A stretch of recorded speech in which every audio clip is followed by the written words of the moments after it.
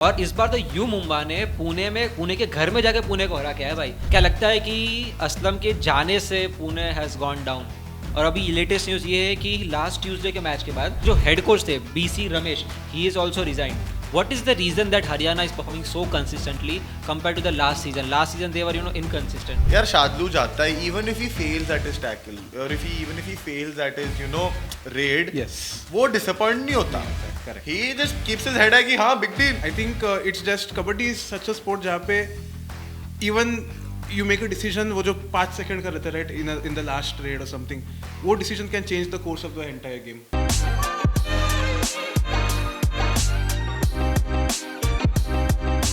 Hello and welcome to game on. भाई देखो हम लोग सच धज के आ चुके हैं. मेरे साथ है Godfrey who is a big Puneri fan and U Mumba fan also, and I have with Raunak. भाई बंदा ना इस बार लकी रहा है, इसने हैदराबाद के सारे मैचेस देखे भाई.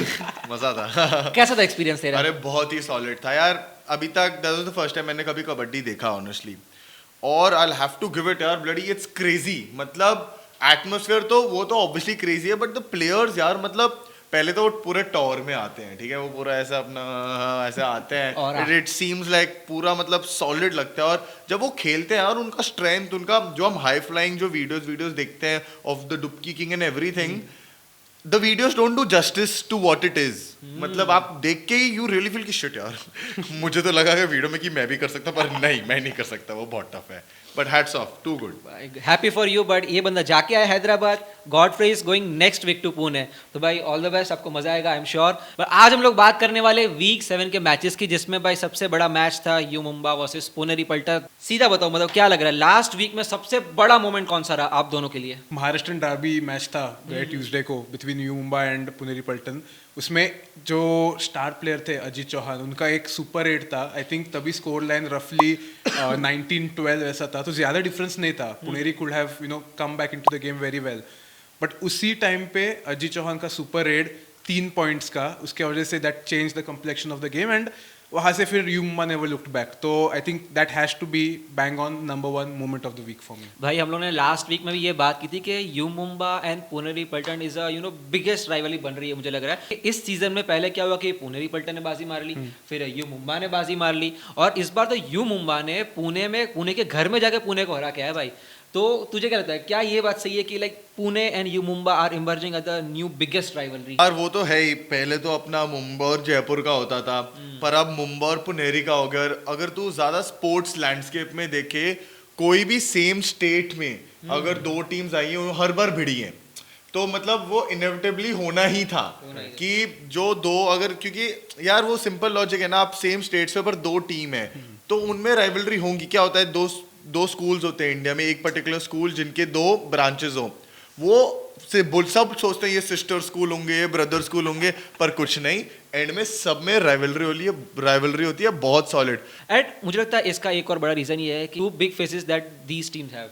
One side is Aslam and एक side Ajit Chauhan. Ajit Chauhan has perform exceptionally well so फार.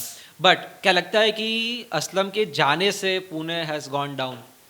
अभी कहने को तो I mean yes, kabaddi is a team sport, मगर कभी कभी वो एक्स फैक्टर की जो बात करते हैं हम, राइट, कोई भी स्पोर्ट में आप देखो, क्रिकेट हो, फुटबॉल हो, even kabaddi for that matter, तो Aslam was that X factor जो कि खेलते तो थे, he was one of their leading raider, but साथ में टीम को एक साथ लेकर as a team game team को जिताते थे. That was a major reason why last season they emerged as champions as well.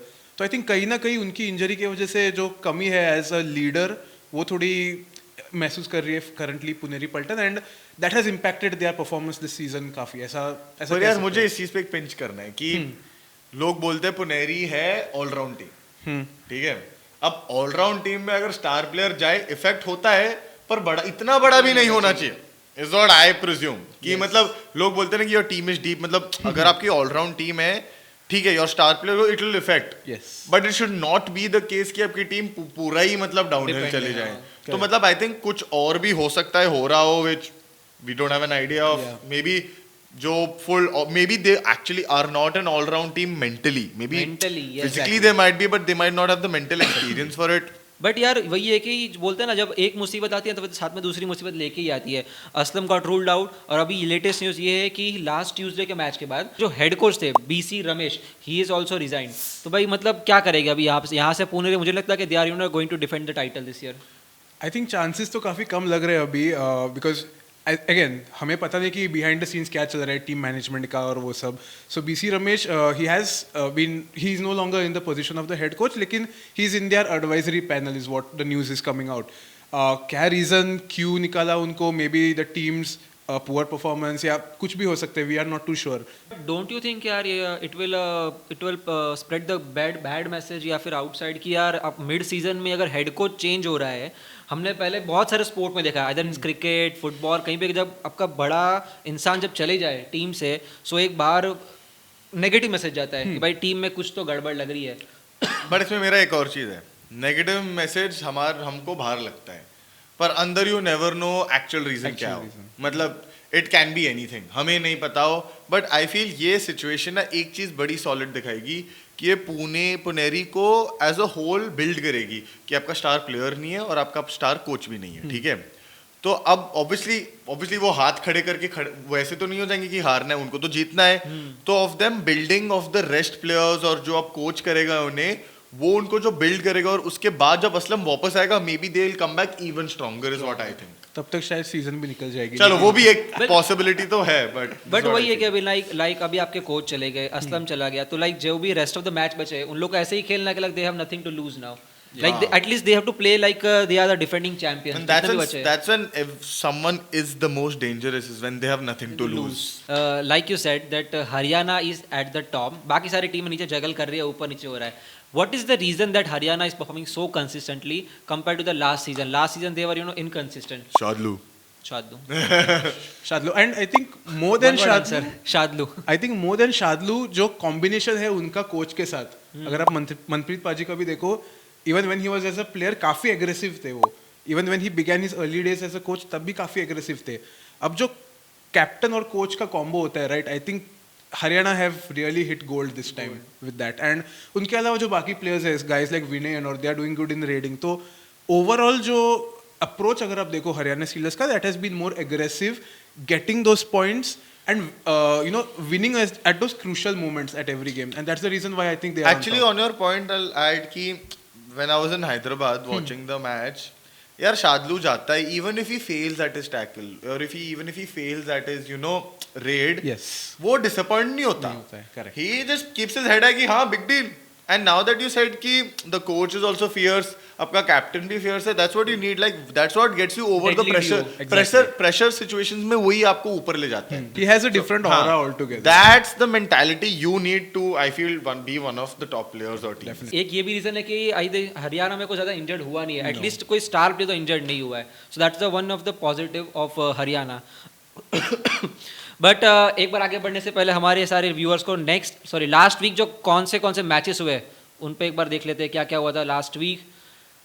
सो भाई वीक 7 की शुरुआत हुई थी, तमिल थलेवास और Haryana Steelers 30-42 point, Haryana won. Gujarat Giants Puneri Paltan 33-34, Pune won. फिर Patna Pirates Bengaluru Bulls 54-29 in favour of Patna. Jaipur Pink Panthers Telugu Titans 41-28 in favour of JPP। Tamil Thalaivas Dabang Delhi 21-32 in favor of Delhi.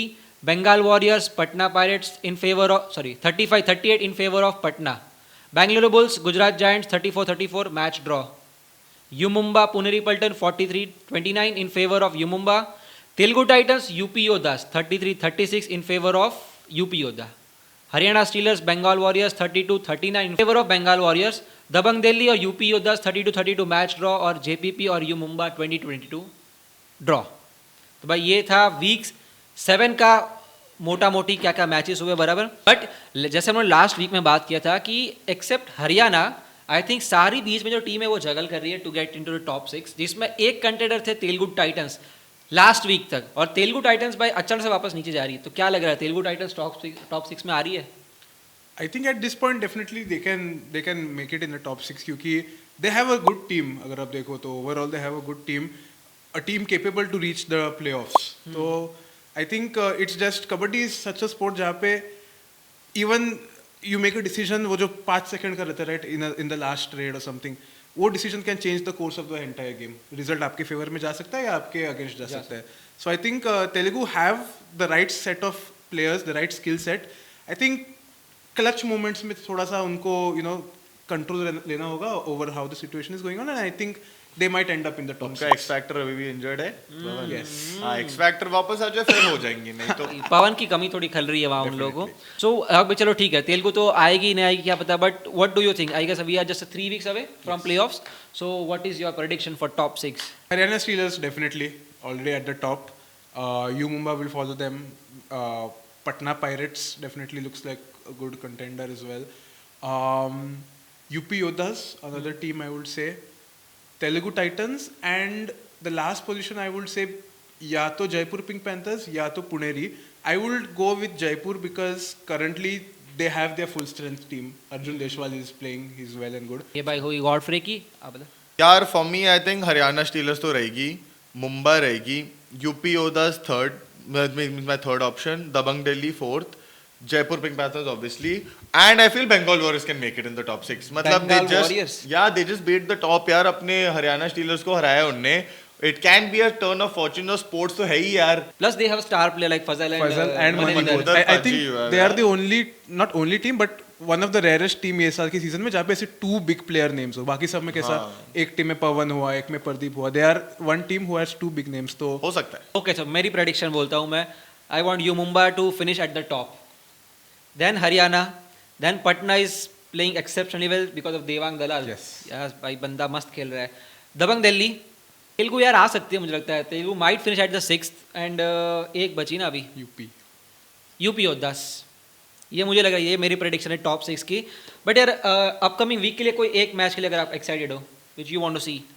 तो Like, I am the- actually traveling to Pune next week हाँ. to watch U Mumbai versus Tamil Talaivas. हाँ. तो उसके लिए थोड़ी excitement बनी है. तो यार I want Bengal Warriors to make a comeback. तो आई एम तो एक्साइटेड उनके मैच के लिए against Telugu Titans, and with Pawan also not being there हो सकता है we get the win. So let's see. ये तो भाई हमने हमारी कभी प्रेडिक्शन टॉप 6 की, लेकिन आप लोग अपनी प्रेडिक्शन हमारे कमेंट सेक्शन में बता सकते हो. अभी भी 3 वीक बचे हुए हैं, तो आप लोग बताओ भाई कौन सी टीम आ सकती है टॉप 6 में, कौन से मैच के लिए आप लोग एक्साइटेड हो जो अपकमिंग वीक में है. तो यार आप लोग हमारे कमेंट्स में बता सकते हो. अगर आपको ये रैप अप अच्छा लगा हो, then make sure you hit the like button, share कर दो पीकेएल फैंस के साथ. हम लोग आपको मिलेंगे, और subscribe to game On, and हम लोग आपको मिलेंगे नेक्स्ट वीक के रैप अप में. Till then stay tune.